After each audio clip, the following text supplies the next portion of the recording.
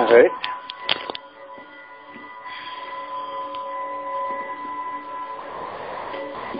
Sitting quietly, closing your eyes. Jai Shri Krishna. Not too many rules, just some guidelines, some suggestions to enhance the experience. If I am going to sit and listen or participate, I might as well get the most out of it. So sitting quietly with eyes closed.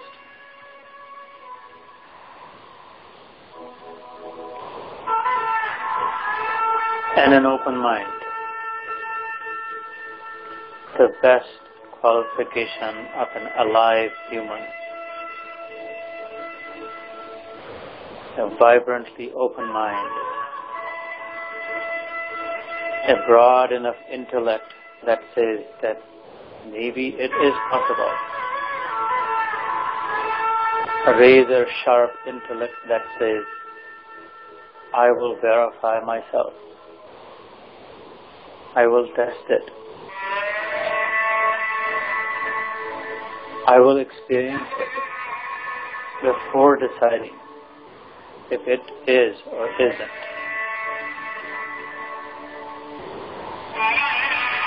But before getting there, I must begin with an open mind. For everything that I know today, everything that I learned, started with an open mind. All my education, all the languages I learned. It was hard to believe that I could balance on the bike and they could throw me in the water and I would float. But I had to believe that maybe it is possible. I shall try. And here I am riding my bike, swimming in the pool. The journey began with an open mind. That perhaps it is possible. It may be. I don't know. Let me find out.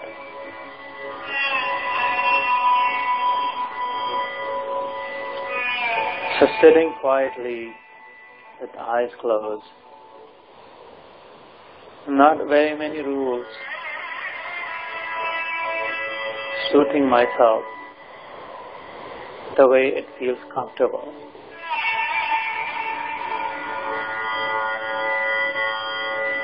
But in quiet, peace, shant, non-judgmental, not stuck, not predisposed, just naturally open.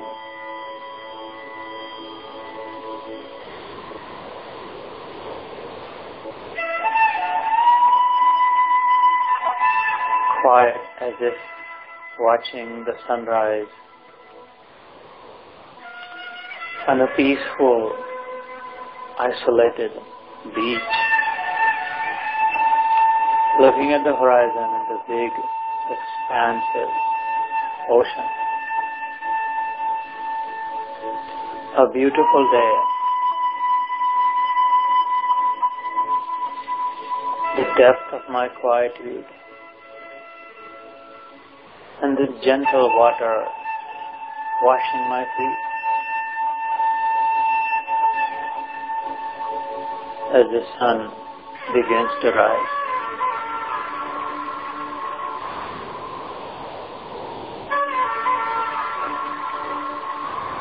As the water touches my feet, I feel as though I am becoming part of the water. Slowly dissolving in the water, becoming one with it.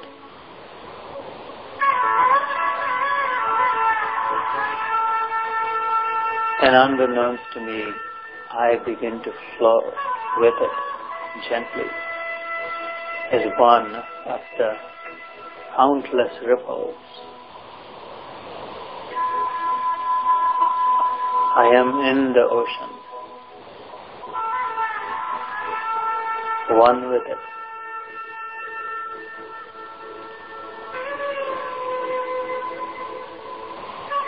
Gently flowing, forming what looks like a wave. I am a wave.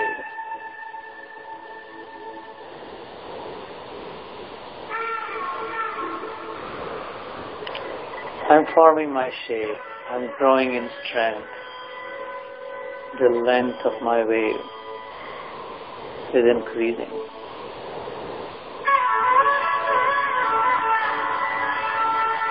I'm a good-sized wave. There are other tiny waves in and around me. And then I see there are many other waves ahead of me, behind me, to my left and to my right, all around me.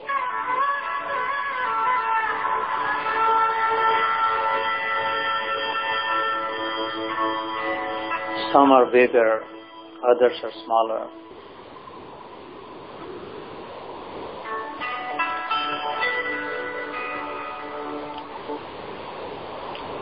And the waves, the little waves around me, I call my own.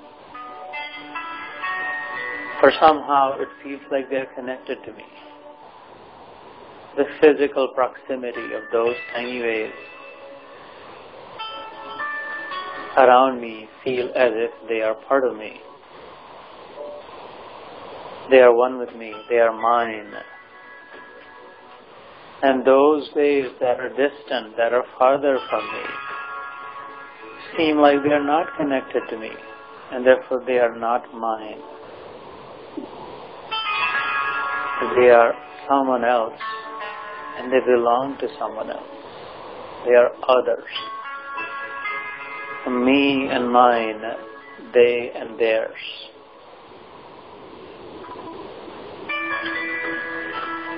I formulate thoughts.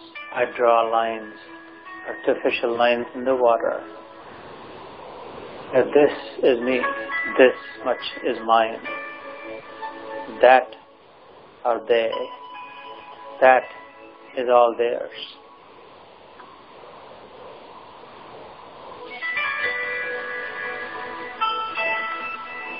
And some of them are bigger than me, stronger than me, mightier than me, longer than me. I want to get big too, strong, like them, more than them.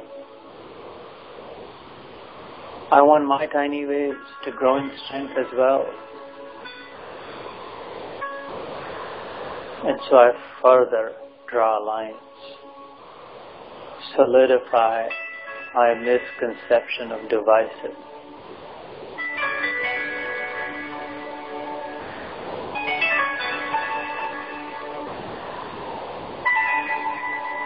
So many ways. How am I going to compete? I want to be big and better. I want to be the biggest and the best. More. I want more.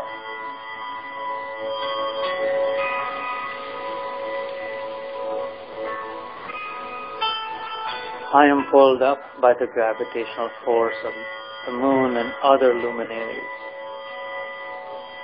I am pulled down by the attraction of my own Mother Earth. And then there is the wind that blows me to the left and to the right. And I get tossed and turned in between these forces.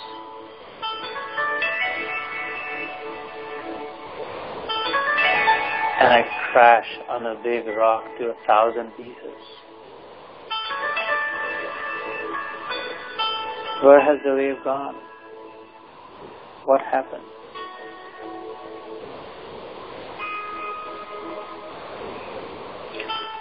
As I was rising and crashing high up, I get a glimpse of what's the ocean. The millions of waves as I come crashing down, realizing all the same water. There is no difference. There was no such thing as me and mine and you and yours and they and theirs. I always was the water. I am the water, and I will remain the water even as I am crashed and crushed to the 1,000 pieces, the droplets of water. Forming a wave again, a new wave this time, new tiny little waves.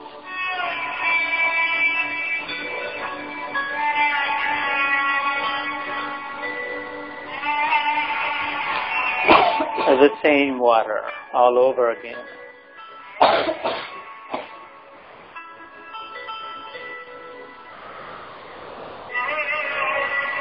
As I realize my nature as the water, not the wave, I begin to see the unity, the oneness, and all competition ceases. All anxiety loses. I'm no longer nervous. I enjoy my existence. I am not spending my existence to grow, only to crash again in ignorance.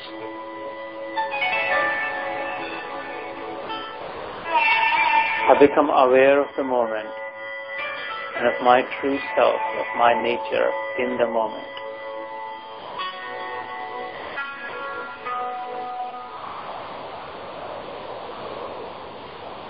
All waves were nothing but the same water. And in the rising, I noticed the ocean, the one who contains all of those. And then I see the colossal water cycle, the evaporation happening. And I see the innumerable tributaries and the rivers going back to it again. I fail to follow who is the creator of this, who is holding this together, who is evaporating it and bringing it back again. Who is this mighty ocean, the holder of all?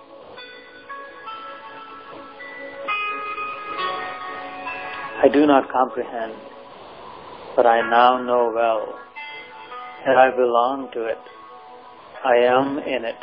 I am with it. I am of it. I am part of it. I am not separate from it. Neither am I separate from any other wave. There is no wave, there is only water. These are momentary formations, the resultant of the three forces, the upward and the downward and the sideways, momentarily taken the form, the shape of a wave that I misidentified myself with. Forgetful, deluded of my original identity as the same ever water, the same in all.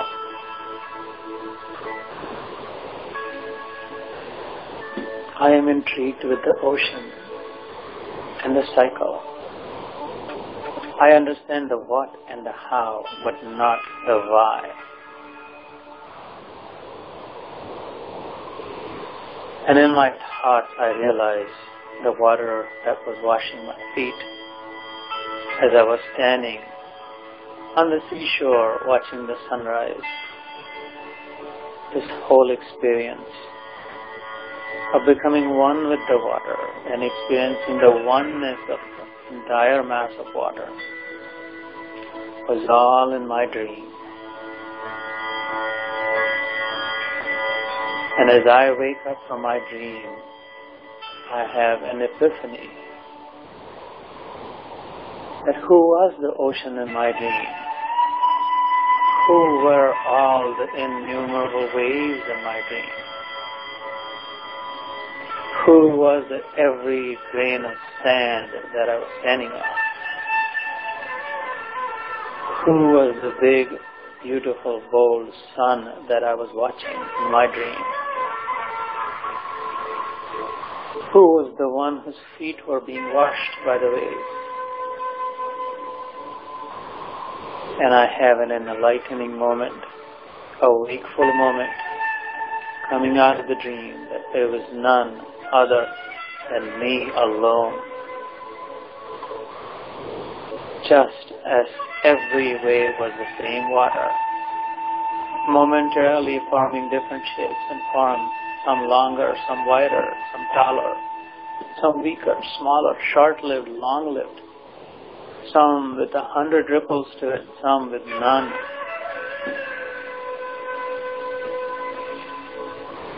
I remember in that dream as I went deeper, there were no waves in the ocean. The deep water was still water, situated in its own self. No more waves, just water. The deeper I went in the ocean, the clearer it was that it was just water, not waves. What was all that in my dream? I realized it was none other than me. The water in the depth, the water on the surface. I had become everything. Everything was in me, the entire ocean and the sky and the horizon that connected it was in me. And lo and behold, I alone was in all of them. I had become the horizon that weaved big skies with the mighty ocean. I was in every single wave, and every single wave was in me as the dreamer. The dreamer alone existed in the temporary dream, just as the ocean alone existed in all the momentary waves.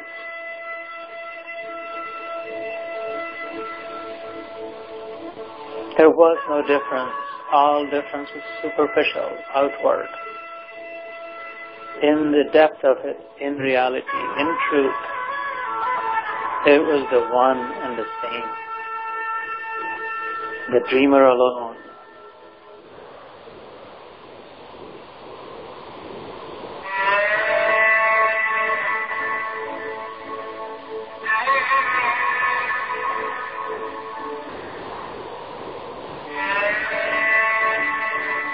And I cease to be competitive. I cease to beg anymore, borrow, steal, cheat. I am no longer anxious, no need to be nervous. I am not upset. I am not afraid. Why would I be afraid of myself? Why would I be jealous, envious of myself? Why would I get angry at me? Why would I lie to myself and cheat from me? How would it be stealing from myself? I feel united, connected, established, in love alone.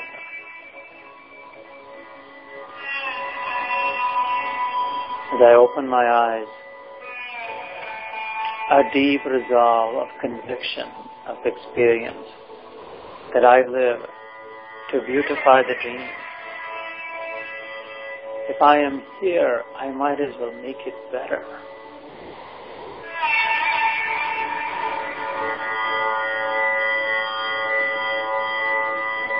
And I live for the rest of my life in love alone. Love of the dreamer. Love of the dreamer in every single dream character. Love of the ocean in every single wave. No rules, just love.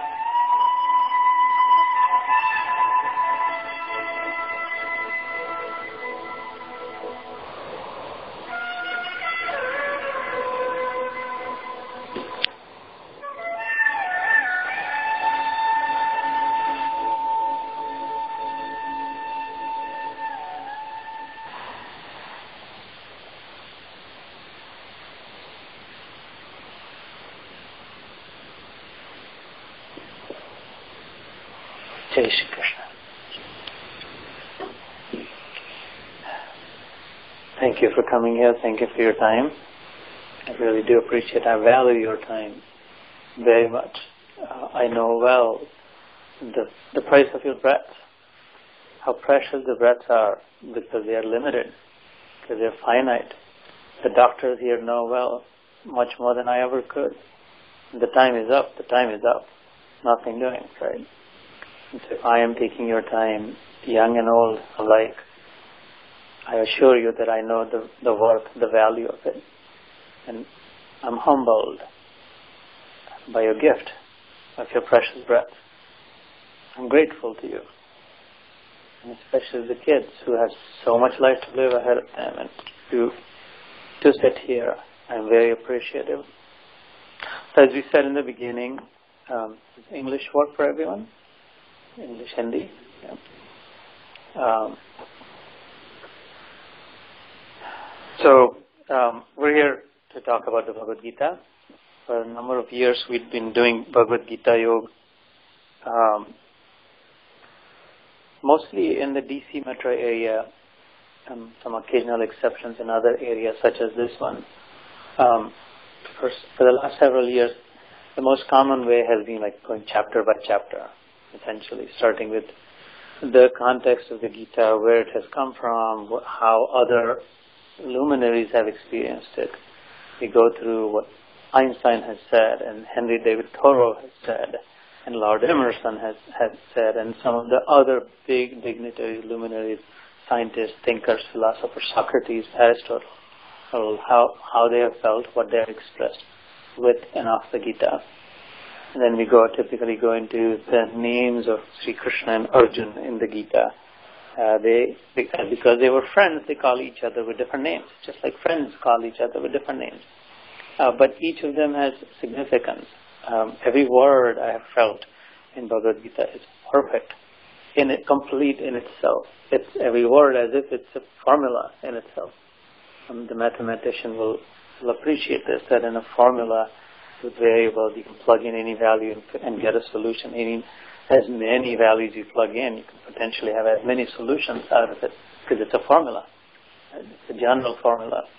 But sometimes I felt like Bhagavad Gita is like that as you approach it, as your context is, as your thoughts are, you can reach all sort of the different kinds of conclusions. But they're all unifying.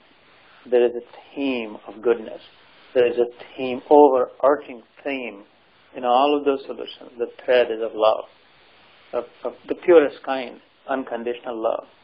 People have said Gita is about karma yoga, dhyana yoga, bhakti yoga. I have felt above all, in my study of Gita, about the overarching, the peak, the pinnacle, the crown jewel, is really about universal love, of acceptance, of inclusion, of not excluding anything. And it gradually builds up to that, and then brings us down. And it's a very practical way also. So when we do Gita Yoga sessions, the most common way is by chapters. Sometimes we have different, based on themes. So, for example, one theme that we have going in Maryland Gita Yoga is, how does God describe himself in the Gita? Right? Krishna was a form of God, certainly my God for sure. No insistence that Krishna be your God also. It's not necessary that you accept him, her, it, however, this name or this form as the final. But I have a right to have my own, as do you. And for me, I never hesitate to say that Krishna is it. That name, that form, that doesn't mean that it's limited, and we can talk about it, but it is the one that is closest, that is the nearest and dearest, because it is the form and the name that is the most effective for me to constantly remind me of the goodness. Does not let me forget about the final. I've made a connection with that name and with that form that constantly keeps me honest, keeps me on track, allows me to focus on the most important, the best part. But there could be other names and forms. So take your pick, right? And if there is no need for a name and form, very likely. If God is God, then he, by definition, he would have to be able to take a form, assume a name, but equally, He would never be bound by a form or a name. The God is God. God could not be, as a rule, one with a form and a name. And if God is God, He could not be as someone who's only formless. If God is God, He could equally, simultaneously be with form and without form. Why not? Right? I mean, I'd encourage you to have an open mind. How is it a God if He's stuck with a form and a name and that's all there is? Cannot be formless. Then there's something else higher than that formful God who is able to do that. How is it God if He can only be formless and cannot take a form? Right? Because then someone who is able to do. So my God, the God of Gita, I consider God because He can be formless and formful at the same time. We have no issues with those who think God is formless or those who think God is formful. That's not the point. Right? So one theme we have going is how does God describe Himself in the Gita? At all in the context of the Gita. It's a very short, in my experience, the most efficient. We had a session in Alexandria, Virginia yesterday, and I was describing there. It's a different satsang group, but they also do BhagwadGita there. That efficiency is the name of the game in this age, right? I tell Kana, my son, always that when you guys grow up, efficiency will be the new currency. Those who are more efficient will get richer, literally, and those who are not able to be efficient with their finite resources, with their time, with their energy, with their will be left behind. It's all about efficiency these days, whether it's energy efficiency or of any kind, like work from home, this, that, financial efficiency. So I have discovered that Gita is the most efficient grantha, scripture, the instruction manual for me. And so in it, about 40% of the way, God starts to talk about Himself a little bit once in a while. And then that discussion builds up and then it goes down. And He touches on both the formful and the formless. So one theme that we have going is like God's description of God Himself. That's not what we will focus on today. But I'm just sharing with you the different approaches, different ways with which we look at the Gita. Another one that's ongoing is the promise of the Gita. Like, why Gita? Who cares? Everybody's busy. Everybody has their own goals. And you've got school to go to and work and this, that. What about the Gita? Right? Well, because it brings with it certain promises. Not the promises of miracles, that, you read the Gita and then the flash will and you'll suddenly become rich, or you'll be rid of all your ailments and you'll never become old, you'll forever be young, or you'll live forever. None of that. There will be no rats or roaches in your home. Nothing. There's like no promises like that kind, right? Material. In fact, he says that no, that will also, you may still have bugs and this, that. There's no such thing in the Gita. Like, there's no material promise. It is all about deeply steeped in spirituality, the real nature, like the inherent quality. Because it comes from Sanatan. By the way, we're all Sanatanis, right? You would have heard that Sanatan Dharma. We're really not Hindus. I mean, Hinduism is a religion. Sanatan is the Dharma. And very different things. Dharma is not necessarily the same as religion. Could be Jewish, Judaism, could be Christianity, Islam, Hinduism, and then out of Hinduism were born Sikhism, Jainism, Buddhism, all three of them. All the isms are momentary fad, momentary fashion, sets of rules, guidelines. At that time, you do this is how you progress along that. But they're all rooted in what we call, our scriptures tell us that all humans, not those with brown skin, or this living in this, born in this, all humans. In fact, it says not even humans, all creation. That's how inclusive and expansive it is. It's rooted in Sanatan Dharma. Sanatan being like eternally relevant, ever fresh, inherent to creation, intrinsic. It's by design. It is Sanatan Dharma. This is how you were designed. You would have heard that you are the real you. Like the outer form, skin, color, this, that, language you speak, and the clothes you wear, and whether you eat idli or naan or what have you. Beyond all of that, the real you, your form being Sat Chit, you always have existed, still existing, and you always will exist, and that you are awareness itself. You are awareness, not the form that you've taken right now, right? Like the waves we were describing in Dhyan. Well, you were this wave now, you will be that wave later, and yet another wave, and the long wave, and the big wave, and the short. But you always were water, and the same water, regardless of it. So focus on the qualities of the water, the scriptures tell us, not on the qualities of the wave, because it doesn't matter how grand the wave is, how mighty it is, it will crash. And with it, if that's what you identified with it all along, then you're dead, you're finished. You're crashed also. It doesn't matter how big your name and fame was.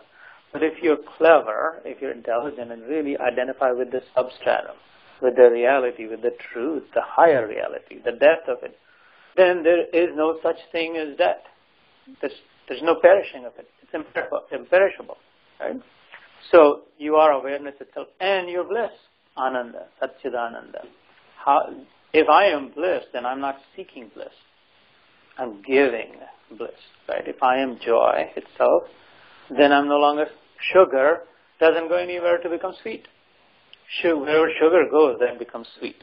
Like that, if I could understand, right, and this is why you need an open mind, like until you understand. And I'd encourage everyone, with kids especially, to test it, to check it out, invest a little bit in it. Don't rule it out. Don't just say, well, I don't see it, therefore it doesn't exist. Right? There are many things that you haven't seen, but you know that they exist. Just because you haven't seen or heard doesn't mean they don't exist. So you have to check it, see it for yourself. So the promise of the Gita, the point was these are not material promises. There's no such thing as a material promise. It's not necessary. It almost takes you away from materiality. It asks you to not focus so much on materiality. So that was the problem with which Gita started. This is my grandfather. This is my guru. This is their kingdom, and this is what will happen, and that is what will happen. God is saying, oh, that's just all temporary. Focus on the bigger, higher reality, the truth of it, right? So the spiritual promises. Today, I was sharing with Madhvi what might be appropriate so that we limit the conversation, and otherwise this can be a very long, ongoing conversation. Slowly, and people will start leaving. I might be left by myself. Is within that promise of the Gita, I sort of see three different streams in the context of the Gita. What should I do? Like this instruction manual answers sort of that question. Like, what should I do? Like Arjun says, right? I'm confused. Karpanya dosho parata svabhava prachhamitvam dharma sammuda cheta. I'm confused with dharma, with what's the right thing to do, what's the wrong thing to do. Is this good? Is this bad? Right? Shishyaseham shadhimam tvam prapanyam. So you tell me, in this confusing circumstance, I've screwed up, I've messed up. What should I do? If I continued in this path, is this the right thing to do? Or should I stop and go on the other side, right? So, what should I do? These questions are answered through the different parts of adhyayas of the Gita. What do I get is the second question that is answered. If I do, as you say, if I follow your advice, so this is again very practical. I'm not asking any of you to believe necessarily in God or in Krishna, but just look at the practicality of it. These are very universal questions, whether you're old, young, student, you cut people up and put them back up together, or what have you, right? It's still, you still have your life. What should I do? If I do that, what do I get? Again, not necessarily material wealth, but whatever your problem was is a solution. And then the third aspect, which I'd like to focus on today, is, well, okay, you told me what to do. I did that, and therefore I got what you said you would get. Yes, I got it. And then the third final aspect is, so how have I become? How am I now a transformed person? What have I become? How have I become? What are my characteristics now? How do I look? Right? Not the physic, not the body, but how have I become? That's the best way I've described. What the transformation has taken me from one end of the spectrum to the other. So I knew how I was on one end of the spectrum. Maybe I was filled with negativity, maybe I had some confusion, maybe I was competitive, maybe I was nervous, maybe I would get angry at times, happy at times, ups and downs, Sometimes I was good, sometimes I was bad. I had bad thoughts, but I didn't necessarily express those. Sometimes I didn't even have those bad thoughts, but I don't know why I said those things. Sometimes I screwed up, sometimes I did something really good. It was all inconsistent, all over the place, and I was disturbed. I was not together. I knew I was in trouble, right, on one end of the spectrum. If you've taken me to the other end of the spectrum, through this process, the journey of the Gita, what does that look like? How have I become? Right, the ever positive, constant positive, equilibrium, steady state of mind. There is no disturbance. There is no external dependency. Nothing outside of me can happen that can disturb, shake up my peace. No wind can blow on the surface of that water, in the depths of the ocean, that the water still remains the same. It's not like the waves on the surface of it going up and down. Now, the geologists will tell me that, but there are still some phenomena that disturb. Yeah, there are those occasional ones, right? So, generally speaking, not specifically addressing. And so how is that state of mind where there is no external dependency? How I feel about myself and how I treat others and how I feel about other people, how I feel in general about anything at all times, right? Deshatit, kalatit, Desha, Kal, Prakriti, Vastu, Sthiti, Paristiti. In our scripture, like, it doesn't matter where I am. Desh means the geographic connection is beyond that. It doesn't matter whether I'm in India or here or wherever, right? Kal, was it like when I was young, when I was strong, or when I have everything, or something is working against me, or Paristiti, which would be the circumstance, or who am I with? I am with people that I hate, or I am with people that I love, or these are my people, those are someone else's people. Remember that meditation, the ways near me and ways farther from me, that's BS, right? There is no such thing as me and mine and you and yours. Really, when you go think deeply, it's all the same. There is unity in it. It's a very unifying, it's very inclusive. So, Desh, Kal, Vyakti, Sthiti, Prakriti, when I'm in sickness or in health, do I feel different at different times, or do I feel the same? And is that the same, if it is, at the highest that it can be? The level of experience that I have, is that an experience of excellence? Is that the experience of ecstasy without having to take ecstasy, right? Without any external stimulus, without any shot in the arm for joy, without any devices, without any shows, without any shopping, without any going anywhere, without having to wear fancy clothes, without a big bank balance, or without necessarily a branded car, or whatever, or with all of those. Why without? Right? If it is inclusive, with or without, this or that. Am I feeling that sense of like paramount excellence at all times? And if so, then what does that look like? How is that different? So in the Gita, through the various chapters, this is in the form of question and answer, very practical, right? Arjun, by the way, questions Krishna at many places. He challenges Krishna. Said, I don't think so. And there are places in Arjun says, I don't think, you come again, like tell me again, this can't be. So this isn't like some other religions, which are sets of rules, all good, no issue, pick your path, whichever rules you like. Islam has its own rules, Christianity has its own rules. These are all guidelines, but if they're real, they all will take to the same final truth. If the truth is final, if the final truth is, then it has to be one. If there are many truths, then there would have to be some other higher truth. If there are many there too, then there would still have to be something else higher. The truth in the end would have to be one, right? Whether you, and you could study science and you could study Einstein and others who would point you to that as well, that and the finality of it is singular, is oneness. So these are all extraordinary religions, like Hinduism, Judaism, Christianity, Islam, no issue, no problem, no questions, all good, all accepted, right? But you have to suit yourself. Which set of rules are easier for you? Generally speaking, the set of rules that you're born with.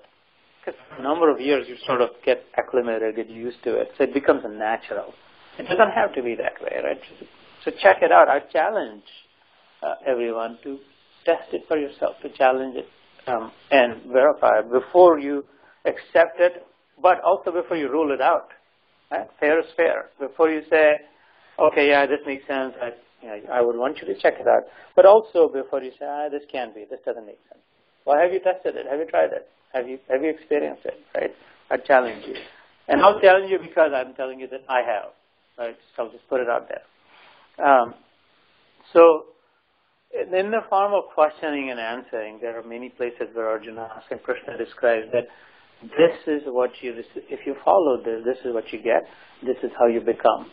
So one of the biggest exposition of that conversation, which we are not going to cover today, is at the end of the second chapter, Atma Yoga. The second chapter, some people call it Jnana Yoga, but it's really most commonly called Atma Yoga.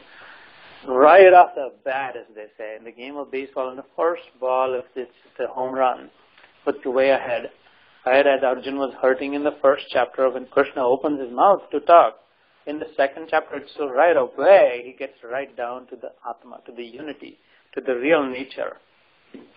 And then as you become established in the truth of your identity, the saddest part in life is a misidentification. All life long thinking this is who I am. And never realizing that this is not who you are. There can be nothing sadder than that, right? All life long thinking I'm a body, or that I'm a man or a woman, or that I'm Indian or Hindu or brown or whatever. All life long thinking that I'm a doctor or an engineer, what have you. And none of those even come close to the truth, to the reality. They are adjunct. I mean, it's like if you have 10 different dresses, saying, oh, well, this dress, this jeans, pair of jeans hanging on the hanger is me. No, it's not. You were wearing it yesterday. You'll wear something else tomorrow. You're not. It doesn't matter how grand that costume is, because the wedding costume. But it's still not you. Your glory is way more than any. The you wear, aren't you more precious than the, right? Because you are real. You're the truth. The dress is not. It's matter. Right? Why is that? Because the dress does not know itself. By the way, you know, you're aware. A dead body, no matter how decorated, is worthless. Right? Because it doesn't know itself. It cannot realize itself. It's not aware. It cannot understand. And even the poorest alive man would be more important because he has the potential. He may not realize, but he's designed. There is the ability to understand, the awareness, consciousness. So, at the end of the second chapter, Shlok 55, that is the longest chapter of second and the 18th chapter are longer, right? The whole Gita is 700, 702 Shlok, depending on which couple you count or not. But the second and the 18th are the longest. Second has 72. So from 55 through 72. Again, we're not covering it, so no sweat. But that's where Krishna answers, like, what is that person who is established in his self? One who has experienced Atma Yoga. One who has experienced his true nature, his true identity of how I am not a girl or a boy, but just that I'm that too. But those are the very superficial, very sort of inferior forms and layers on me. There is so much more to me. One who has realized that that's where I want to put my mind, my thought. That's where I want to sit. That's where I want to live. That's my biggest, best house where I want to live.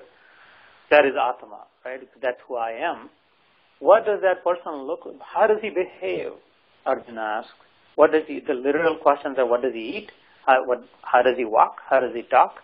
As if that person looks different, eats something else, talks different. And Krishna answers those questions in a phenomenal way. Phenomenal description. And then it's evident that there's no outward difference. Still eats what you eat and talks like you talk and walks like you walk, and this it's hard to tell. But inside there is a complete transformation, a complete different, very different person. Right? And just to give you a quick glimpse into it, so this Shlok 55 would say, Prajahati yada kaman sarvan partha manogatan atman neyo atmano sthita pradnya sadruchyate dukkheshu anudvignamana sukheshu vigata spruha. So just awesome, amazing, like Those who know cricket, 6 chakke pe chakka, and just all out of the park. Every one of them, the description is. So imagine a game of baseball, every ball is hit out of the ballpark. You can't compete with that dude, right? If he's going to hit every ball, I don't want to play that against him. It's that kind of powerful shlokas, right? The one prajahati yada kaman sarvan partha manogatan. The one from whose mind all desires are uprooted and thrown away. Nowhere to be found. Kaman, right? No desires left. There's nothing. He's so fulfilled, or she, so replete, overflowing with inner joy, that there is nothing left to be desired. There is nothing else to be had. And therefore there is no need for competition or jealousy or hoarding or wanting more or the anxiety associated with what about this, what about what? All is well. Everything is cool, right? Because I have now seen my own glory and that everyone I am not disconnected with is the same self. Right? So, Atmaneva Atmana Tushta. I am fulfilled in my own self. And so what happens? Dukkhesh anudvignamana. It doesn't matter how much dukh that person is thrown in. Right? Anudvigna. Not excited, not agitated. The mind is still. Now again, outwardly there may have to be reasons to feel like agitated. Because you still have to carry on life, you still have to control, you still have to manage the situation. Sometimes it takes a show of agitation to manage that situation. To say that this is not right, this is not good, this is not allowed. Why? Because it's not good for you. It's going to lead you to... but inside, anudvigna, unagitated, unexcited, sukheshu vigata spruha.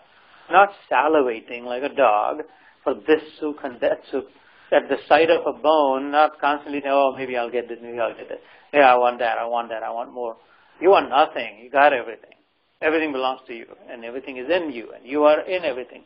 And these are not just words, even you experience it. So long as these are just words, this could be BS, it could be baloney, this could be nothing, this could be whatever, this could be, I don't know. It's just, I was forced to sit and listen. But I am challenging you to check it out, to test it out, because it may have a chance that you might experience it. If you do, that's like hitting the biggest lotto ever. What was that? $600 million, biggest lottery? Imagine hitting that, except every day. Or make it every moment. Like you'd think, what will you do if you had that kind of wealth, right? So feeling like a king for real, feeling like the owner of it all. So it's worth it. It's worth it. It will leave you better. At least it will leave you better, bigger, stronger, more balanced, more inclusive, more loving, more tolerant, more forgiving, more good. Period. Better person, right? So, yes. No, Un is good. Yeah, no, sunshine is good. Right? Kripa, right? No. I'm just talking about no external. Like in, no, I know. like right now I'm talking about Unadvignamana, right? The heat, cold, this, that. And my sister, Bichari, like, look at the love of the sister. She said, oh, Unyateka, is it warming? Like, do you want to move? No. Thank you. So we will move away from the second chapter, because I said we won't go into the details of it. But I will also say that like that, what we will not cover today is a phenomenal description in, for example, the 4th chapter, 5th chapter, right? Gyan Yoga, Gyan Karma Yoga, Karma Sannyas Yoga, Karma Yoga. And in the 6th chapter, which is Dhyan Yoga, in all of those are wonderful descriptions. And so to give small glimpses like the 2nd chapter,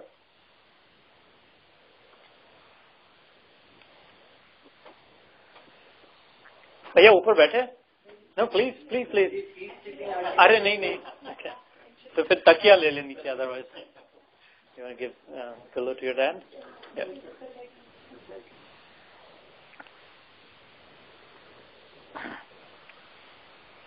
So, for example, one half of the verse in the 5th chapter says, describing like how do I become? That's the theme we picked up today. A small glimpse into chapter 5, right? Vitaraga bhaya krodha, manmaya mama pashra, right? So, which means Vita is extinguished, put off. If there's a small flame burning and you just put it out, done, extinguished, which is Nirvana Pad. Buddha, his anchor was Nirvana Pad, right? Extinguished. Buddhism centers around, Buddha was a Hindu. He's a Sanatani, right? But he picked up certain themes just awesomely, wonderfully, and described them like a very powerful way. All glories to Lord Buddha, right? But one of his central themes was Nirvana Pad. And it's like a colloquial word now in American lingo, also Nirvana, right? Which actually means putting out, extinguishing. And so, Vita, Raga, Bhaya, Krodha. So this person then experiences, the follower of the Gita, one who reaches the other end of the spectrum, having started here. There is no more Rag, Bhaya, Krodha. They're all extinguished. And then I have become fearless. Right? Whoever it is, I'm just using I because right now I'm identifying in this form, the follower of the Gita. Imagine being truly fearless, not just in the meaning of the word, but fearless in all circumstances. The economic times, or the body's ups and downs, or the relationship aspects, or the political environment, or the natural calamities, or of the social media, who's me, the likes and the dislikes. Imagine being fearless, not less fearful, fearless, without fear, no fear. Right? Not being an idiot, like just jumping off the cliff because, I'm fearless, like be, boom, dead fearless man, right? Not like that, I'm saying, because you're losing your consciousness then. You've been showered with this consciousness right now, but truly not feeling a ripple of fear inside of anything. All of it, by the way, rooted in positivity. Again, not or to killing others. In love, that there is no worry, there is no stress, there is no tension. I don't have to try to prove anything because I'm fearless about it. What am I going to prove if I'm fearless?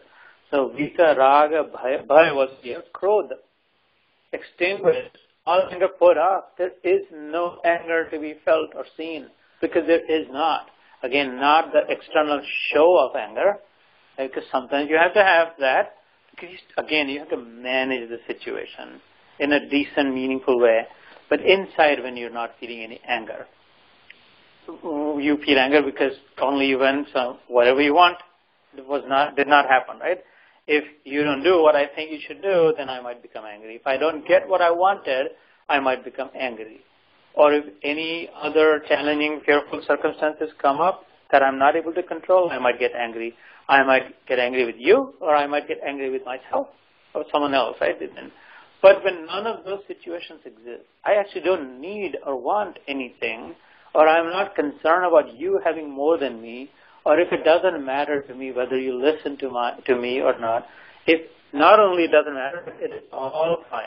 If I am able to see that regardless, we're all the same water. It doesn't matter if the smaller wave doesn't listen to the bigger wave, or the bigger wave is trying to dominate or control smaller. If the wave has understood that the wave was just temporary, wave was not the reality. It was just momentarily, I told you, the resultant of the three forces. Those who studied physics would appreciate it, right? The gravitational pull pulling down, the other bodies, luminaries, the moon and the sun pulling up, and then the wind circling around. It's going to result into a certain force which pulls the water up. When that force weakens, the gravity takes over and falls down. And they add up and it pulls up again, and that's how waves are constantly formed. But the water is the water. Then why would I have any krodh? And rag is attraction, liking. Like in Sanskrit, rag, in Marathi, rag is krodh. It's a ragala. But in the real meaning of rag, it's anurag. You know? We've all heard vairag, right? Virag. Vairag, raga, rasiko, bhava, bhakti, nishta. This is from the Bhagavad, not the BhagwadGita. And it's like in the second skanda, Gokarna, Dundukari, Gokarna, ki katha hai. Son, Atmadev Brahman, his son advises. It's the son, the knower. The father, like me, an old man, doesn't know. The son is the wise guy, wise man who advises his father to say, you know, Dad, you wasted your life after all this and that, and look, you're frustrated in the end. If you have this feeling of having had nothing, You know what you should do? Please listen to me. With folded arms, humbly, the son says, you should really seek to vairagya, raga. If you have to do rag in something, if you want to like, if you want to have more of want, more, then why don't you put that on vairagya? Like renunciation, detachment, disassociation. Renunciation, vairagya is not shunning everyone, hating everyone and running off to the cave in Himalayas and saying, I don't want to have anything to do with my family, they're all bad people. It's not, it's the opposite. It is unattached love. Right? Rag is attached to love. Oh, well, I love you because you do this for me. I love you because you might do this for me later. When I become old, you might serve me this, that. I do this because you listen to me, aren't you good? That's rag. This is like attachment. Strings. Love. That's not real love, right? That's rag. Vairagya is not cutting all this string, not loving. It's unattached love. The love is the same as it was in rag, as in vairag, but the attachments are gone. No strings attached, literally. Love for the sake of love. Love for the sake of goodness. Love because that is right. That is the way to be. We're all rooted. This all was created in the force of attraction. If you study planets, if you study the solar system, the cosmology, if you study the human heart, if you study laws of physics, chemistry, bonds, ionic bonds, chemical bonds, if you study any science, I challenge you. Bring it on. Guaranteed. At the root of it, or human or psychology, right? Even science of the mind, it is all rooted of physical, body-related science. It's grounded in attraction, the force of attraction that holds it together, which is rag. But the problem is when it is attached, when you want more of it for whatever reason, selfish reason, then it turns into a negative force. It brings with it the poison of selfishness. When it is selfless, unattached love, that is vairagya. And so he advises his father that vairagya raga rasiko. Rasik agar banna hai, and to become a fan or one who relishes and cherishes, then you should taste that nectar, father. Taste that juice. Why don't you see what it feels, what it tastes like? You would love it. You'd never drink anything else again. If you had a little bit of taste of that. Bhava Bhakti Nishta. And then you will automatically become, no choice, a bhakta, which is a lover. A bhakta is not a devotee who just constantly is doing arti or putting manjira, pitra, or like this, that. Those are all good. They all embellish. They all enhance the experience. The arti and the har, phul mala and the agarbatti, they all enrich the experience. But at the core of it is love again. Essentially, bhakti, if it is without love, without conscious, thoughtful love, right? Aware, conscious, thoughtful love, then it's not even bhakti. Then it's just ritual. Right? And rituals are not very fulfilling, very meaningful. They will not give you the result in the end. Rituals alone will leave you high and dry, empty-handed. But if they are rooted in this main, which is love, then the more you do, the rich thing. So that's why here we were taking a glimpse into the 5th chapter, right? Gita manmaya mam upashita.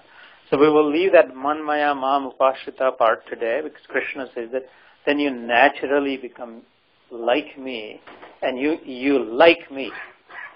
You like me and you become like me. But we will leave that part out because there could be some skepticism. You'd have to advance a little bit more on this fact to appreciate this, right? So we know not required today, but extinguishing andar jo jalan hai, this agonizing, this anxiety that burns within each heart, all times in the human body, the concerns and the questions and the problems and the challenges and the doubts and the fears and all that will be put off. There's no more negative flame. You'll be lit up with all positive, enlightened. You'll be enlightened.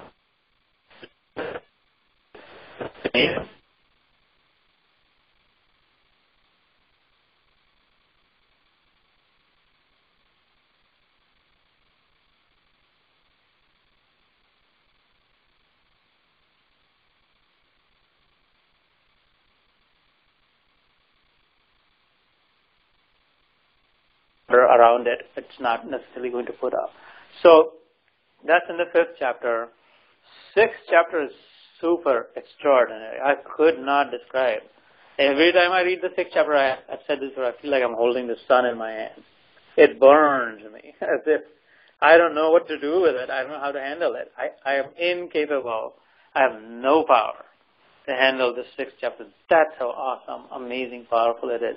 And it is replete and overflowing with the description of how does this person become this third aspect that we're addressing today. We're beginning with the end in mind, as Stephen Covey might say, right? That fun. So, but we should peek into it. We should take a glimpse of it. In it, my family knows well that one shloka it says Yam labdva cha param labham manyate na adhikam tata yasmin stito na dukkhena gurunam api vichalyate. That having achieved that Yam labdva prapta, you then that experience, so you get that, having obtained which. Again, this is not matter, so you're not going to get necessarily a bigger house, a better car, a lottery, a stronger body, none of it. It's going to be really sucky in that way. It sucks. I got nothing. Like Charlie Brown, you might say, I got a rock, or maybe not even that. Externally, you get nothing. Internally, you're completely transformed. Completely transformed. Never the same again. Right? So this is the description of how the person feels inside. Never mind the outside, because it's so insignificant then that there is no effort to change the outside. All effort is to carry on and finish off. The external, the outside, whichever trajectory you put on, whatever path you're on, the effort is simply to carry on and finish it off. Internally, the mission is accomplished, right? So, yam labdva cha aparam labham, having achieved which the experience is that there can be nothing greater. There could not be anything bigger than that.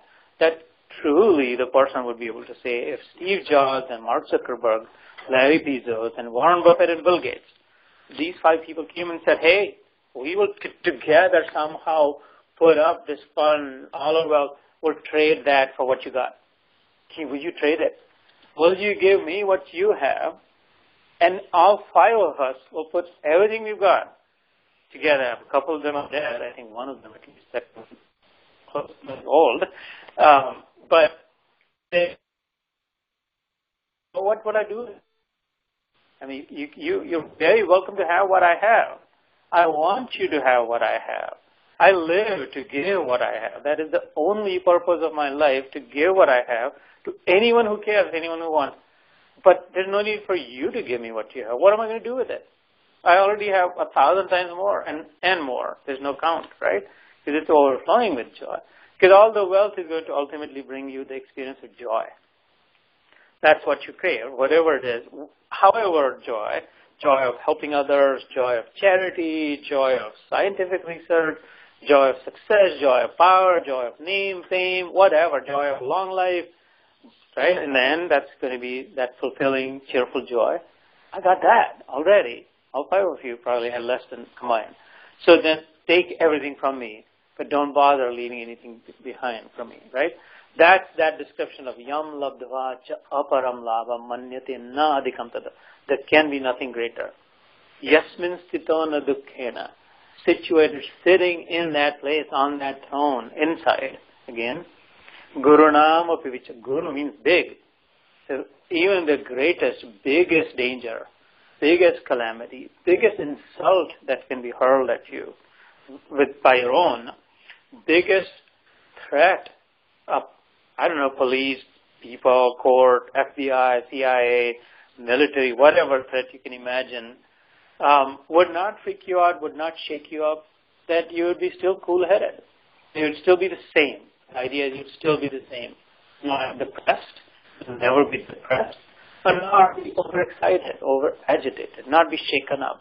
But still, that's the idea, steady state of mind, even-keeled. Not steady state or even-keeled or anchored in negativity. The glory is the steady state, even-keeled, anchored in the greatest that you can think of. Whatever materially, physically, whatever you can imagine. Everybody can imagine differently.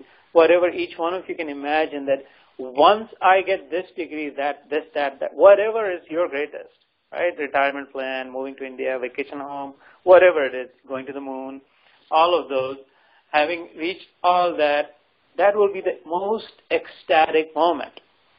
If you can imagine for yourself, maybe your children becoming very successful, maybe that's your ecstatic moment. I don't know what it is. But everyone has some idea or can have some idea if they think to it. This will be the best thing to happen to me. Whatever, and everybody can have something different.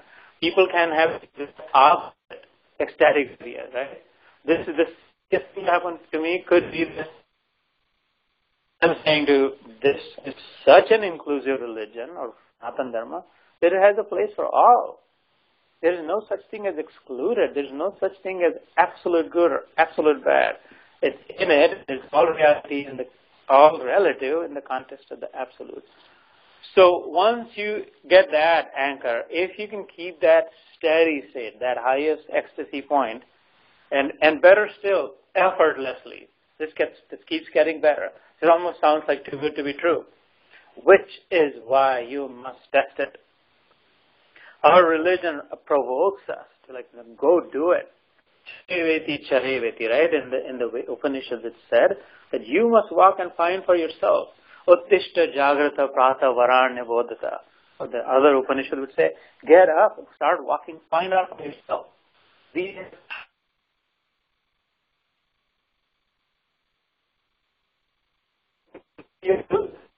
Your truth has to be final truth. Your truth will be identical as my truth, identical with Allah's truth and Jesus' truth and anyone else's truth. If it is truth, then it better be the same final truth, right? But you have to figure out yourself. So I would all towards it. It would be a shame. It would be very sad. I don't care how successful you are, what your name and wealth is. So the saddest thing to happen is all you did is collect those. And dead. Hoping what this is doing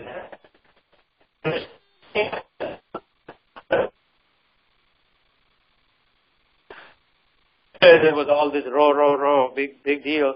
And then suddenly everything is gone. I have no idea. That would be pretty bad, pathetic. So that's not for smart people. Everyone is smart here. They came here by choice, right? So there is a way, there is a path to figure that out. We're very blessed that we were born naturally. We were given this. We didn't have to, right? Have access to it. But you would have to make some efforts to it.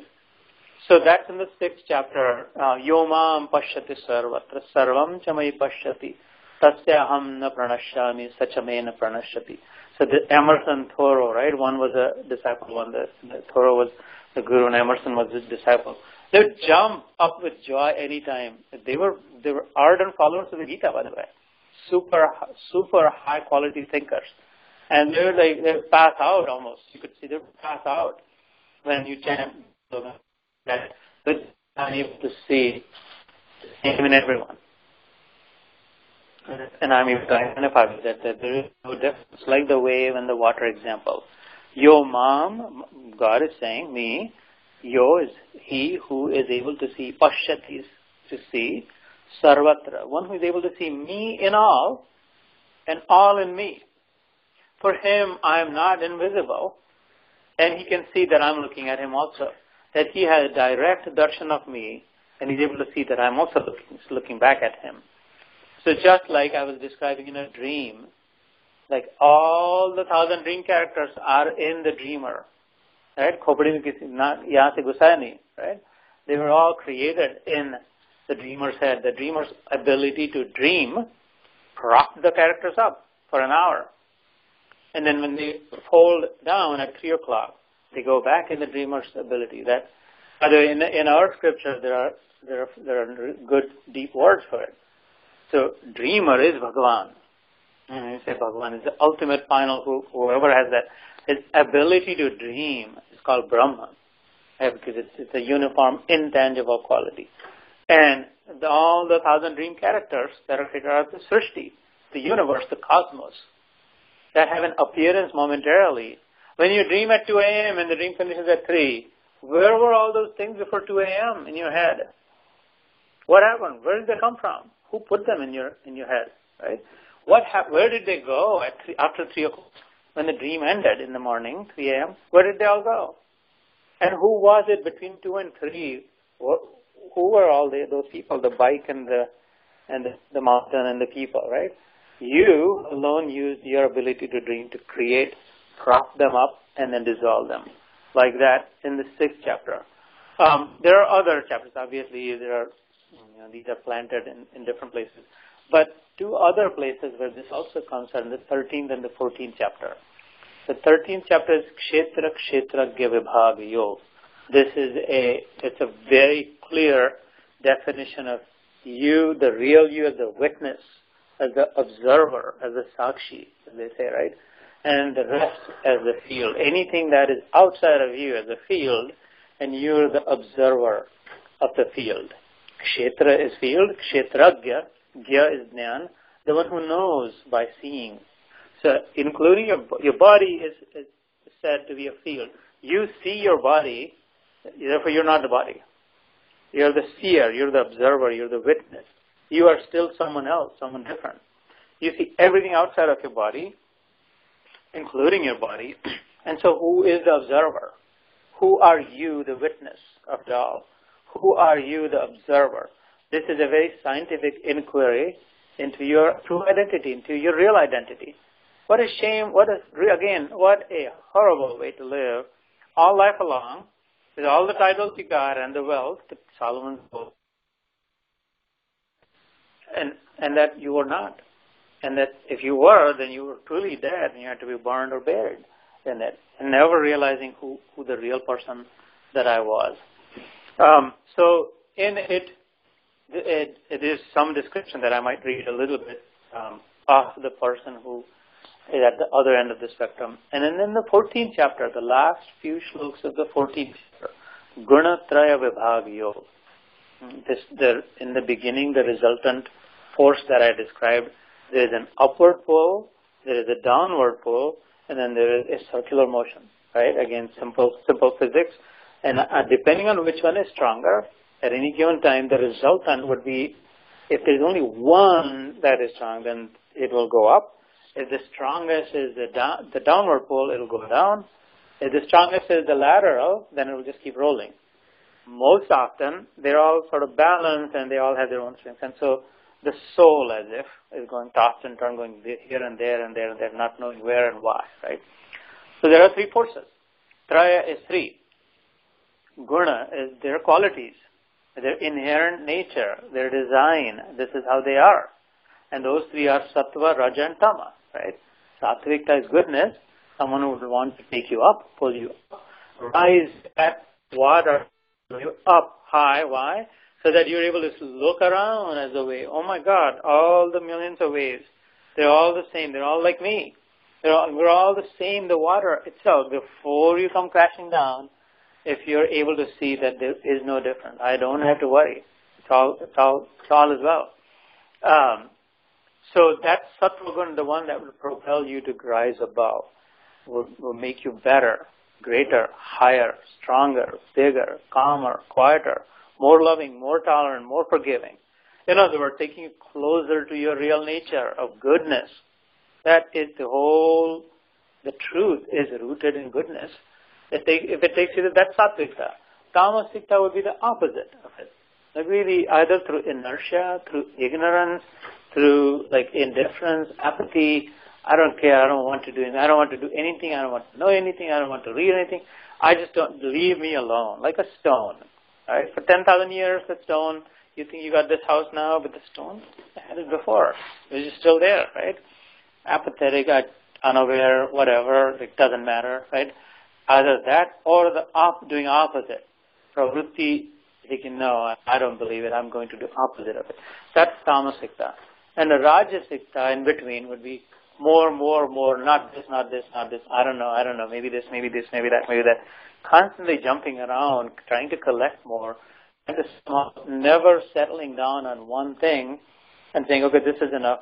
If I achieve this, now more. The company should be bigger, the stock should grow more, My house should be bigger. I should have more houses. My hair should always be black. I should have one house in India. Now I'm all settled now. My children should have better schools. Children are all set. My grandchildren should have all this. Sat Pidi. Money is fine. Punya ki kamai. So give charity, vrat, upvas, dan, dharma. More, endless. And then instead, I had Rajasikta. So depending on these three forces, which one is stronger in you? That one is stronger in you that you allow. This is for me. I was designed this way. It's not so. It's the opposite. Yes, you have complete freedom, which is why God is God. He gives you complete freedom. No rules imposed on you. There are laws of nature. Those are different from God. And nature is His creation, right? There's some simple laws. You have full freedom. Which one do you want to allow in yourself? Be aware that there are three forces constantly working on you. Are you going to support the sattvic? Everybody has all three, by the way. The Gita says, all Granthas say that the saints and the gurus and the Mahatmas and the pure soul also have tamasikta. It's not that, oh my God, they're just so pure. I wish no. If that is so, then it doesn't exist in material. Matter is form. Essentially, ingredients are three guns. So the gurus and the Mahatmas and the Santa and the father and the mother, they are all like, they are holding a body. Then there's Tamasikta in them. There's Tamasikta in me. Right? But the thought is like how much? The proportion. Which force is more active? And which one do I focus on? Which one do I allow to act on me? Which one do I align with? Which one I say, yes, this is my choice. I'll do more of that. So it isn't that someone is pure sattvic, someone is pure rajasic, and someone is pure tamasic. The gunda, the worst of all that you can imagine, this is in the Gita. Apichet suduracharo papebhya papa krittama. The hideous of all, the most heinous of all. Imagine, wo sare sansar mein aaj tak itna bura aadmi nahi hua. Even that person, God says in the Gita, has goodness, enough goodness in him, that there's enough treasure that if he decides to build upon it, he achieves to my state. He has what I have. God says that he can experience what I experience. Madbhava manasa jata. He can actually feel what I feel. It can be. And imagine this religion, right? This basis that has so much possibility. That has no absolute bad, no absolute good, except the final truth. That is it. Has a chance for everyone from where you are. It does not first have to do this many bars, this many long, you have to do this many punya, this whatever, and then you might be qualified. It's in where you are, how you are, whatever you are, where we make a conscious decision to change, right? That, okay, I'm going to cater to this, ignore that.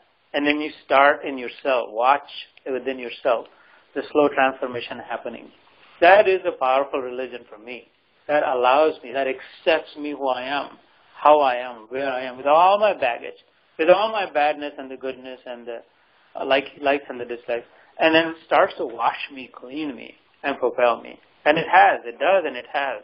I'm sitting in front of you as an example of that, right? So Gunotraya Vibhag Yoga would say that, so understand this, and then work your way through it. By the way, God says, I'll tell you how to work, how to navigate through. By the way, the path that I will tell you will be the most efficient, the quickest path also. By the way, it will also need least effort, least investment. In fact, so much so that he said the only investment, this is from the Gita, my words, but from the Gita, Shraddhavan labhate jnanam tatparas sanyate indriya. Right? Jnanam labdhva param shantim na chirena adigacchati. Says you really need only one thing, but if you bring three, it'll be quicker. The three investments that you would have, the biggest investment, almost the only investment I ask you for this path, is that of your belief, that open mind. That, oh, maybe he knows. Maybe it's true. I don't know. I'll take a few steps and check out for myself, right? That's Shraddha. That believing. Tatparta would be like diligent, but then do as I say. Don't just say, okay, well, I believe, now take me. I'm not going to do anything. So this God does not promise magic. He doesn't say, oh, just take my name, say Krishna, Krishna, and you have to do nothing. Automatically you're transferred to the level of ecstasy. said, no, you're going to have to do something also because this is real. This is human life. So tatpar rehna, like, be diligent about it. And sanyatendriya, for a period of time until you get through this narrow lane into the wide open, you're going to have to control yourself a little bit because there is an onslaught right now of external influences. What you eat, what you see, what you hear, what you do. It's just like they'll bombard you, they'll bury you with external experiences, leaving you with no time to have your internal experience, no space. And so for a period of time, this is not permanent. None of these investments are asked forever. It says, in the beginning, it says, bring these three, at least bring Shraddha. It says, but it will be quicker and more effortless if you have to bring with Shraddha a little bit of tatparta, some commitment. Tatparta is commitment. Keeping an open mind, stay committed for one. While you're doing, as I say, control yourself. Focus first on the prioritize. Sanyatendriya will be prioritized. Be committed, prioritize, right? And keep an open mind. These are the investments. These are not physical, material investments. And then you will start to see that. And then he describes how you will become, how you will experience. So that's the 14th chapter. I really crashed through all of these. Normally when we do chapter by chapter, I kid you not, and like some people have experienced, it takes us 1 year to cover one chapter. Literally does, actually. Like I said, 18 cover at Gainesville. We are in the 6th chapter. That's also because for the last 6 years we've been doing regular Gita Yoga there. Because we don't rush. Because you're like, kisko jaldi hai? Like, because we want to proceed so that we never have to come back. And never want to forget what we heard or have to go refresh wise. We only want to build cumulatively upon that.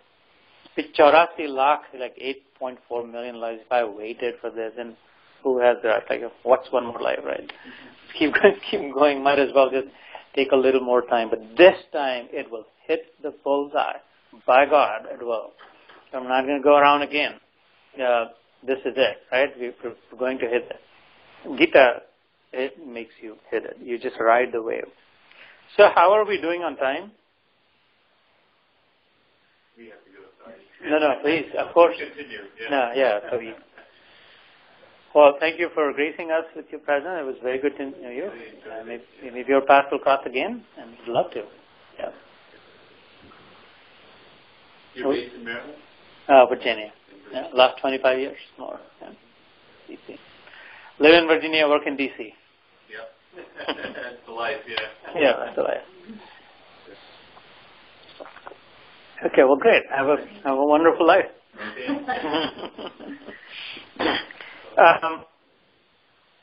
How's everyone else doing in time? Yeah. Okay. This is my parents. Okay.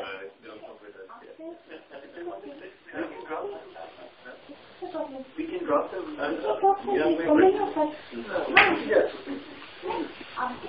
Yes, I so close back. Yeah, it is just a minute. Yeah. It's up to them. So maybe I'll do one small section and then we'll stop.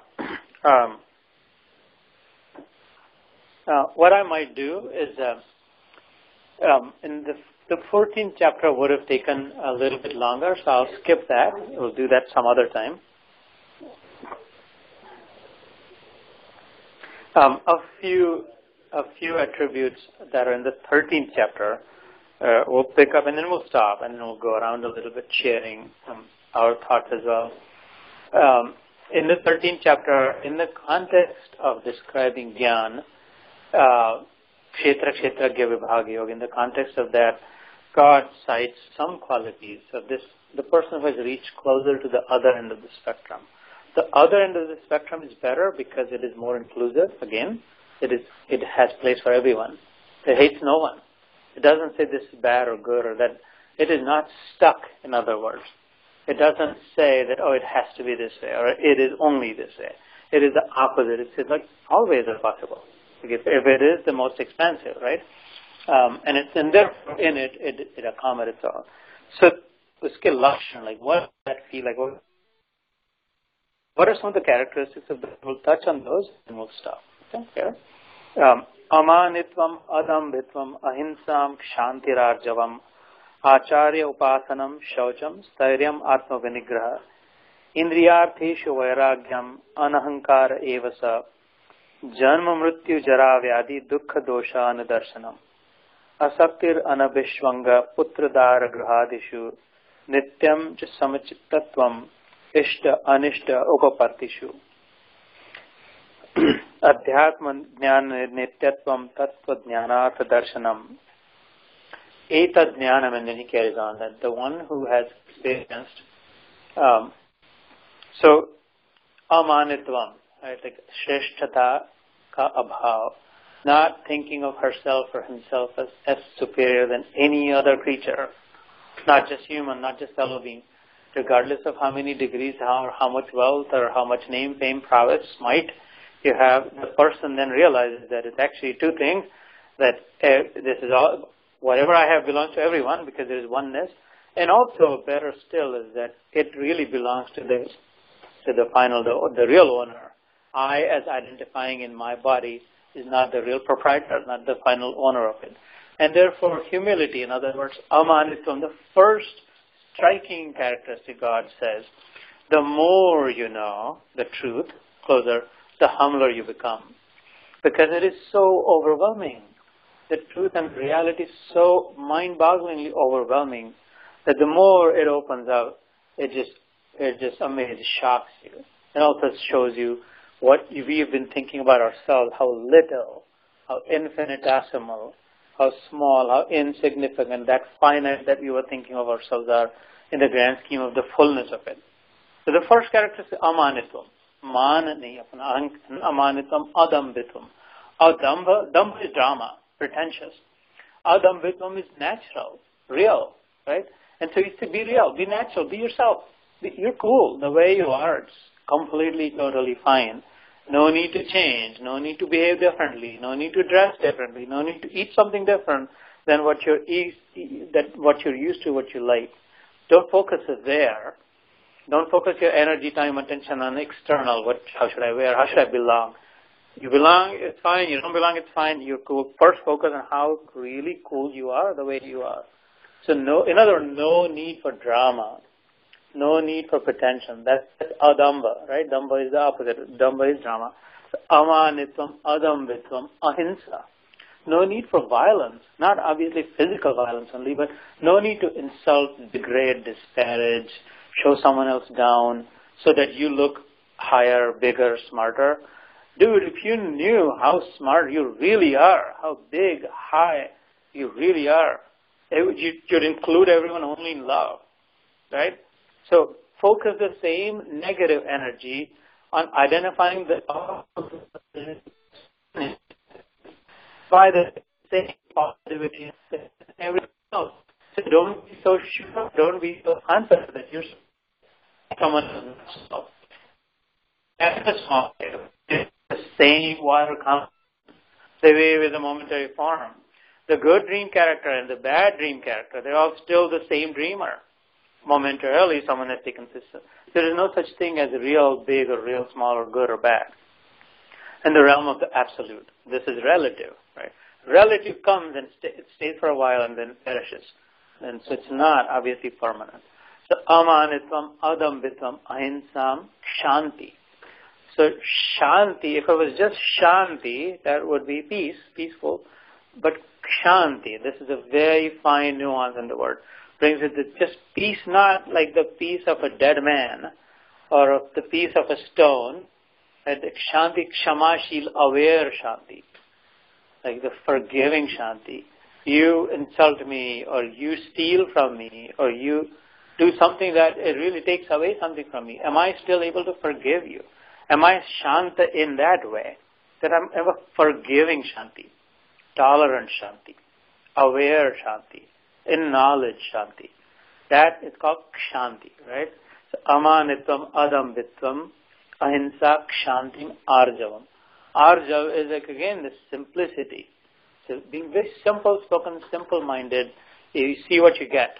Arjav would be like you get what you see. There's no, and again it's vinaya, vinamrata, humility. So these are the characteristics of someone who's at the other end. Someone who's at the on this end. Normally, most people, like we all, start there, is like pretentious, dumba. We hit back, we retaliate, tit for tat, this, that. So these are the opposite. We do hinsa. Again, not necessarily physically. If we could do physical hinsa, we would do physical hinsa. When we don't do physical hinsa because we cannot, either we don't have the power or we stand to lose something, then we might do verbal hinsa, or at least hinsa in thought. Wishing the ill on others is also hinsa, right? Or, well, then at the other end of the spectrum, we try to preserve and protect our name and fame and our prestige and our ego and all that. On the other end of the spectrum, because you have unified vision, you're one with, you're able to see that there's no real distinction. Therefore, you're not stressed out about losing what you have because you see that there can be no loss. It is not possible to lose in this vision, right? There is no loss. There is only gain. Acharya upasanam shaucham. Acharya upasana is a role model. Pick a role model. Acharya is a role model. So, acharan se jo sikhaye, right? The one who teaches by example. It's called an acharya. Pick a role model and upa-asana. Sit near them. Asana is sitting, right? Which one? Upa-asana nearby. It's not obviously physically sitting, but whoever is your role model, Gandhi, Vivekananda, Yogananda, I don't know, your professor, whoever it happens to be, and whatever qualities carried over me, could be Einstein, whatever you liked in them, then emulate that. Emulate the quality. That would be upasana. Upasana is emulation, right, of your role model. That's acharya upasana. See how modern this is. This was uttered and written 5,000 years ago, more, but see how modern and relevant and applicable to this day it is. Therefore, Sanatan, which is eternally fresh, never out of fashion, ever relevant, still is relevant. Acharya upasanam shaucham. And so, by the way, this description is not that you should do this and you should do that. These are not prescriptions. These are descriptions, right? To understand the difference between them. Prescription would be, do this, eat this, don't do this, that. This is this. It is already like this. That is not what should and shouldn't do. So when you have the practice and the knowledge of the Gita through meditation, you're already aman, samvitam, ahimsa. You're already non-violent in nature. You're already cool with yourself, the way you are, natural you are. You don't do pretentious drama. You're not violent in any of those. You're arjo, simple, humble, all that. And then these things. Shaucham. You're clean also. But that person is clean. Shaucha is not just external cleanliness. Clean thoughts. Manasa, vacha, karmana. Clean thoughts, clean speech, and clean action, clean behavior. That there is consistencies that can be easily, transparently seen that this person says as he talks, must be as he thinks. And it is all clean. Clean in the sense of good. Good in the sense of good for all. Good doesn't mean good for him. And you say, good for you, good for them. Good, the real good, is that which is good for all. Because now we know that all are one and are all. So the one who selflessly thinks across the board for the good of all, which is also called yajna, right? Generating value for others is yajna. However you do that. A doctor could be doing yajna every day. Never lights a fire, but is still doing yajna. Generating value, goodness for others, right? So could be a charitable business person, could be doing yajna. These are all different yajnas described in BhagwadGita also. So shaucha is cleanliness of mind, thought, speech, and deeds. Stairyam atma vinigraha, self-restrained, not overindulging, only taking that is as much as is necessary from society, from the community, from the home, from the cosmos. Only taking as much energy, as much food, as much relationship value, emotional.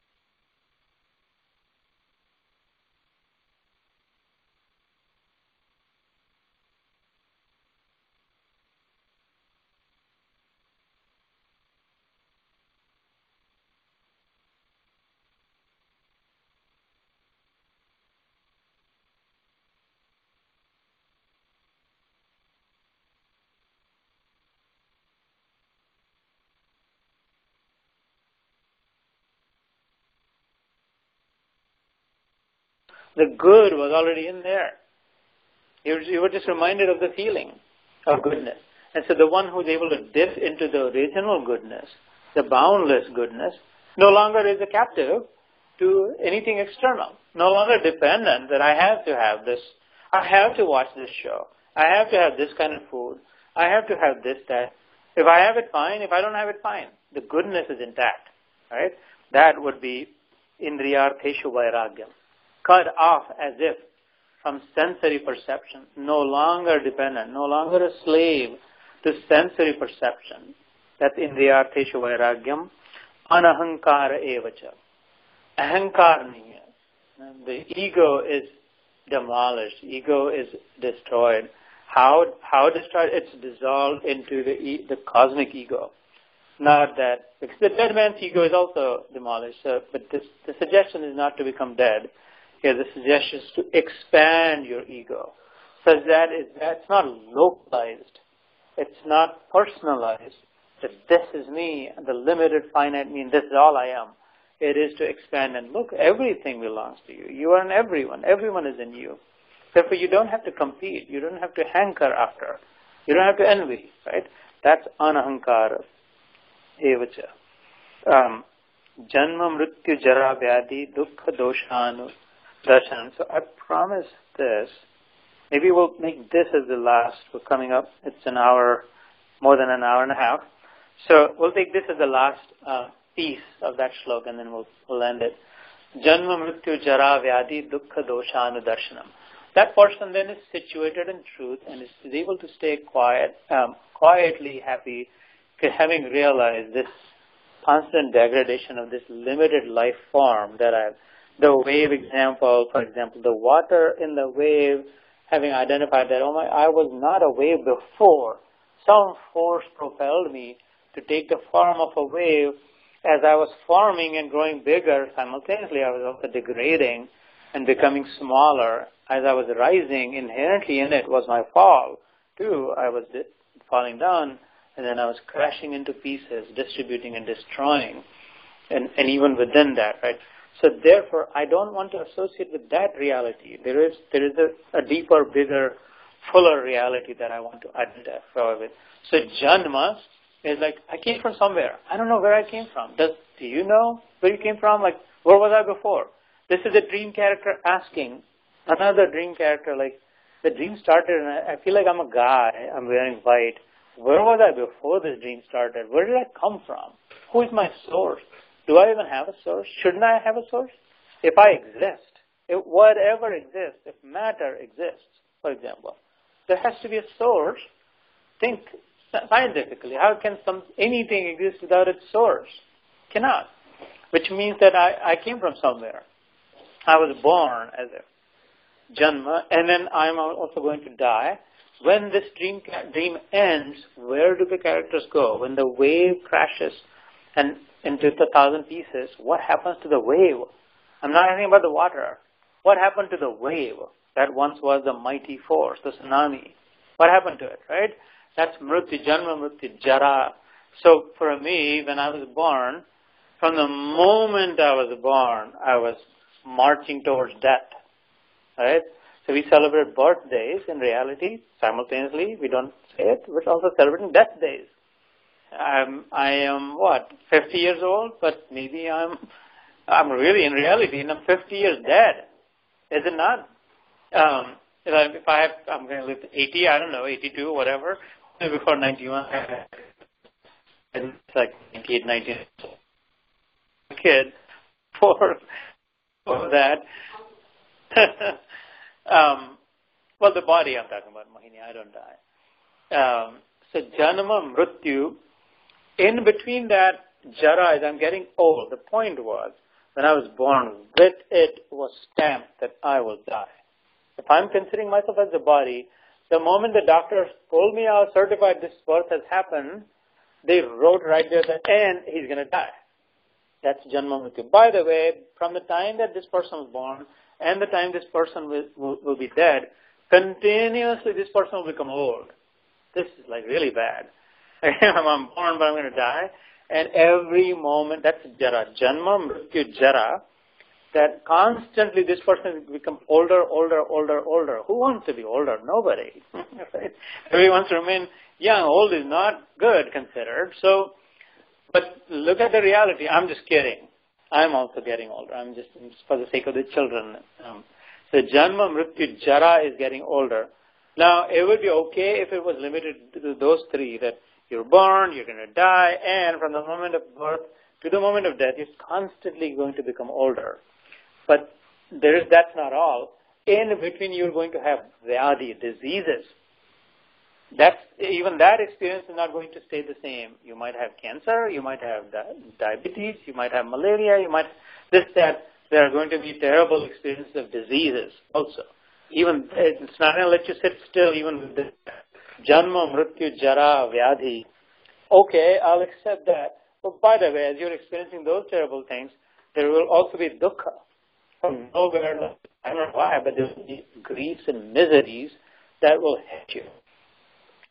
Misery of grief of loss, grief of insult, grief of failures, grief of not achieving what you thought, or grief of having what you didn't want, grief of bad relationships, grief of immigration, whatever, who knows.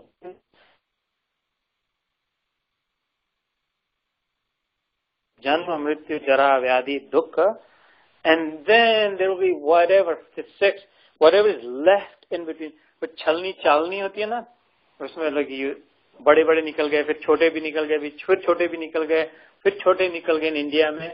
Now whatever is left, Janma, Mrityu, Jara, Vyadhi, Dukkha, I accepted them all. Whatever is left, tandur, gahu, usme sonde, keede, bug rehte the. They will, remaining moments will also be not flawless. Unme dosh hoga. They will be flawed still. Even the experiences in between are flawed. They're not constant, they're not consistent, they're not pure, they're not the sweetest and the best either. They have their own fallacies. So what kind of a such life is that? Right? So this person has realized that what I was thinking of myself, the life that I was once living, same person, same life, but the mindset was different. Inside the thought was different, the vision, the identification was different. In it, therefore, it was replete with Janma. So, Anudarshan is able to visualize. Darshan is seeing it. Anudarshan is visualizing it. When we say, can you visualize, that means you're not seeing it, I know it, but can you visualize? Right? That's a Sanskrit word for visualization. So then he's constantly able to visualize of myself as a body or a boy or a girl, man, woman, Hindu, Indian, brown, black, red, yellow. There's a yellow race too, no? You know that, right? The Chinese people called yellow. One Chinese friend told me, the Chinese are all bananas. Like, what does that mean? ABCD, pretty yellow, but they act and behave like white. In their own society, they don't like Chinese people. There are Chinese people who grow up here, they don't like Chinese people. They're like they behave white, their likes and dislikes, and they model their lives, they fashion themselves as if they're white people. But really they're Chinese, and so when in their community they pretend to be Chinese, but the Chinese people can see through it that, in reality you think being American or white is superior, being Chinese is not. So they call that particular brand a banana. This came from a Chinese friend of mine. That we've got bananas too. Like नाटक तो बहुत करे Chinese है करके पीला, लेकिन अंदर में तो सफेद है, अंदर से. So this person has realized that if I identify on that side, I'm not going back to that side because there is Janma, Mrityu, Jara, Vyadhi, Dukkha, Dosha, Anudarshanam.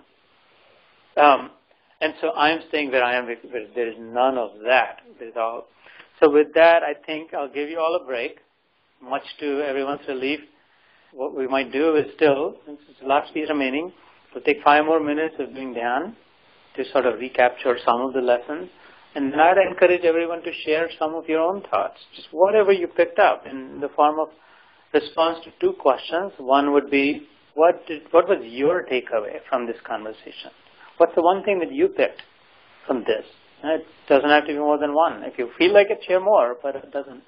And then the second follow-up would be, Why is that important? How is that useful? How can you use it in personal life? I'm not looking for general, broad brush explanation. You as a student, you as a father, or you as a mother, does this have any value in it? Share back with me, because that helps me enrich my own understanding of this. And I take that as a favor from you. So we'll go back and sit quietly again. Hit the snooze button for a few minutes.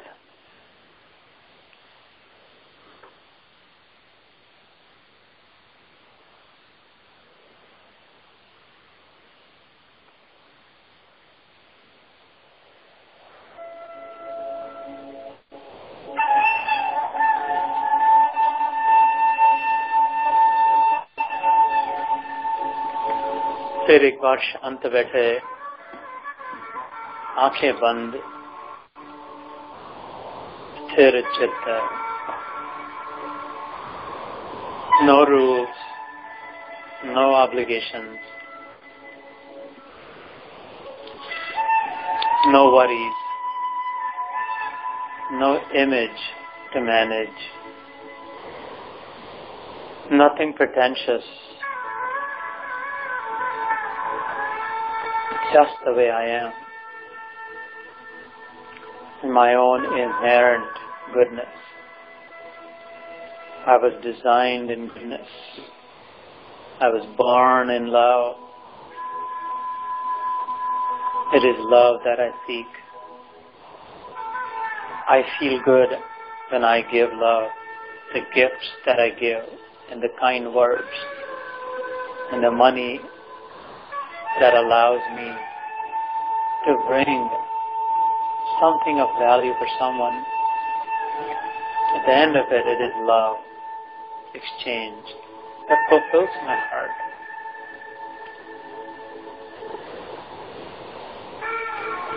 Realizing the deepest experience of love exchange is not through things and objects and matter, although they have their place. The real exchange of love is an acceptance and forgiveness and tolerance and appreciation and creating space for everyone and being inclusive, not excluding and not being stuck up, remaining open to the possibilities,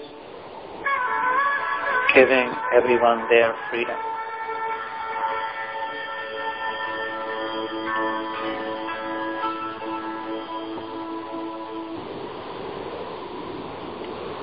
Manah prasad saumyatvam maunam atma vinigraha bhava sanshuddhirityeta tapam manasochate.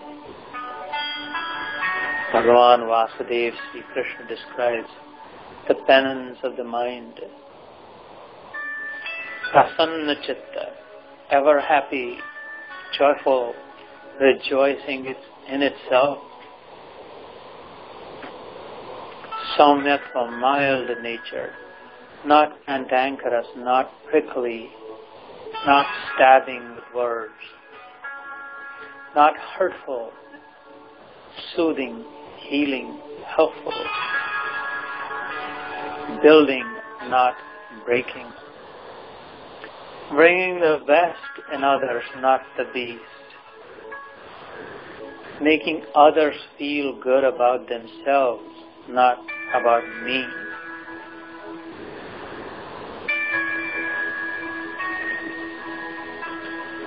Restorative, restoring, not damaging. Repairing the losses, not furthering the losses. That's Manah Prasad Saumyatvam. Maunam, tacit, speaking only when needed, only which that will improve the silence, only that which is sweet, although truthful.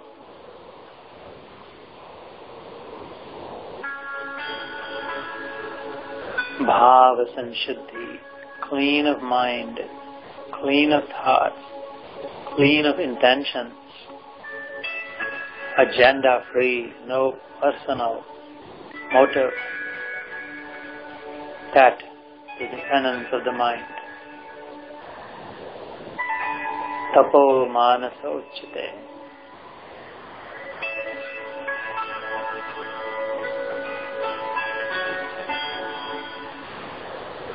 Idam jnanam upashritya mama sadharmam agataha sarge api na upajayante pralayena vyathanti cha. Same God says to the same Arjuna in the same Gita in the second shloka of the 14th chapter. My dear friend, I will tell this to you again. Idam jnanam. Taking refuge of which, uniting with which, embracing this knowledge, adapting, aligning with it, which you will have what I have, you will feel what I feel, you will experience what I experience. The supreme, ever-present joy, after which sarge apinopajayante, pralayena vyathanti cha. Even the fear of dissolution will not bring you a trace of grief, for you will no longer see any loss anywhere, in any circumstance. You will no longer desire to have more of this or that, for you will have experienced, like me, that you are the singular owner of it all. Everything belongs to you. Therefore, no need to accumulate more. You already have everything.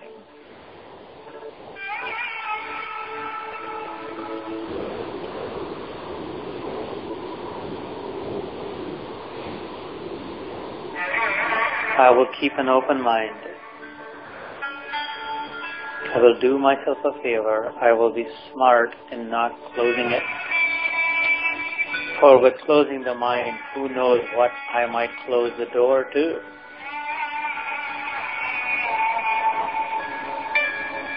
I will keep it cracked open just in case.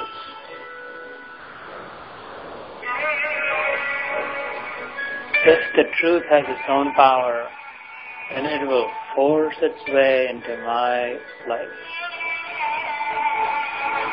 If I let it,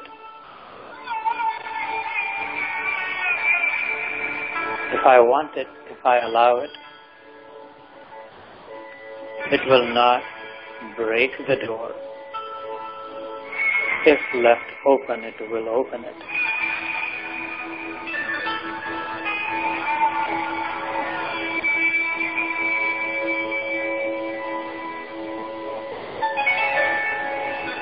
So I go back to my dream in which I saw the waves, where I experienced the oneness of all.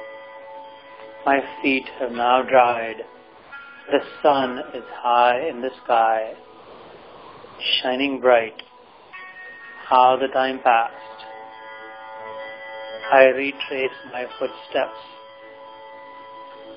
Whence I came, back to my original self, restored in my goodness, having shunned all negativity. I'm no longer afraid. I'm no longer confused. I'm no longer anxious. I'm no longer negative. I've embraced my original positive nature. I feel good. I am good. And I share my goodness in the name of goodness.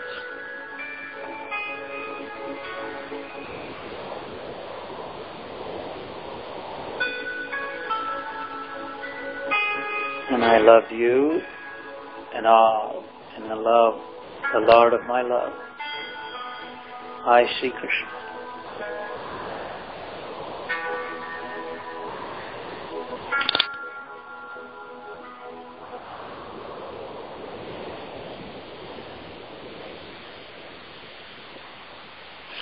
Alright guys, you got to appreciate this.